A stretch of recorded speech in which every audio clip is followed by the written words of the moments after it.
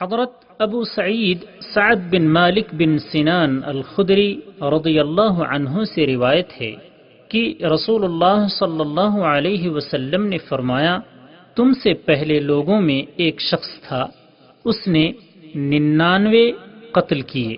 اس نے روئے زمین کے سب سے بڑے عالم کی بابت لوگوں سے پوچھا تو اسے ایک راہب یعنی پادری کا پتہ بتلایا گیا۔ اس نے اس سے جا کر پوچھا کہ اس نے 99 قتل کیے ہیں، کیا اس کی توبہ قبول ہو سکتی ہے؟ اس نے کہا نہیں۔ اس نے اس پادری کو بھی قتل کر کے 100 کی تعداد پوری کر لی۔ اس نے پھر پوچھا کہ مجھے سب سے بڑا عالم بتلاؤ۔ اسے ایک عالم کی نشاندہی کی گئی۔ اس نے اس سے جا کر پوچھا کہ اس نے 100 آدمی قتل کیے ہیں، کیا اس کی توبہ قبول ہو سکتی ہے؟ اس عالم نے کہا ہاں۔ کون ہے جو اس کے اور اس کی توبہ کے درمیان حائل ہو؟ جا فلاں زمین پر چلا جا، وہاں کچھ ایسے لوگ ہیں جو اللہ کی عبادت کرتے ہیں، تو بھی ان کے ساتھ اللہ کی عبادت کر اور اپنی زمین کی طرف واپس نہ آنا، یہ برائی کی زمین ہے۔ چنانچہ اس نے نیکوں کی اس بستی کی طرف سفر شروع کر دیا۔ ابھی اس نے آدھا راستہ ہی طے کیا تھا کہ اسے موت آ گئی۔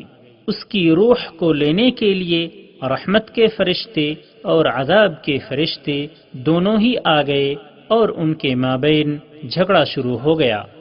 ملائکہ رحمت نے کہا، وہ تائب ہو کر آیا تھا اور دل کی پوری توجہ سے وہ اللہ کی طرف آنے والا ہے۔ عذاب کے فرشتے بولے، اس نے کبھی بھلائی کا کام نہیں کیا، اس لیے وہ عذاب کا مستحق ہے۔ ان فرشتوں کے مابین یہ جھگڑا جاری تھا کہ ایک فرشتہ آدمی کی شکل میں آیا، اسے انہوں نے اپنا حکم بنا لیا۔ اس نے فیصلہ دیا، دونوں زمینوں کے مابین مسافت کو ناپو، یعنی جس علاقے سے وہ آیا تھا وہاں سے یہاں تک کا فاصلہ اور یہاں سے نیکوں کے علاقے کا فاصلہ، دونوں کی پیمائش کرو۔ ان دونوں میں سے وہ جس کے زیادہ قریب ہو وہی اس کا حکم ہوگا۔ چنانچہ انہوں نے پیمائش کی تو انہوں نے اس زمین کو زیادہ قریب پایا جس کی طرف وہ ارادہ کیے جا رہا تھا، بس اسے رحمت کے فرشتوں نے اپنے قبضے میں لے لیا۔ متفق علیہ یعنی بخاری و مسلم۔ اور صحیح کی ایک اور روایت میں اس طرح ہے، پس پیمائش میں وہ نیکوں کی بستی کی طرف ایک بالشت زیادہ قریب نکلا، چنانچہ اسے اس بستی کے نیک لوگوں میں سے کر دیا گیا۔ نیز صحیح کی ایک اور روایت کے الفاظ ہیں کہ اللہ نے اس زمین کو جہاں سے وہ آ رہا تھا حکم دیا کہ تو دور ہو جا، اور ارض صالحین کو جس کی طرف جا رہا تھا حکم دیا کہ تو قریب ہو جا، اور فرمایا کہ ان دونوں کے مابین فاصلہ ناپو۔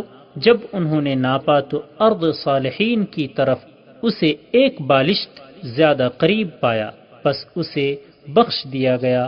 اور ایک روایت میں ہے کہ وہ اپنے سینے کے سہارے یعنی بطور کرامت سرک کر پہلی زمین سے دور ہو کر تھوڑا سا دوسری طرف ہو گیا۔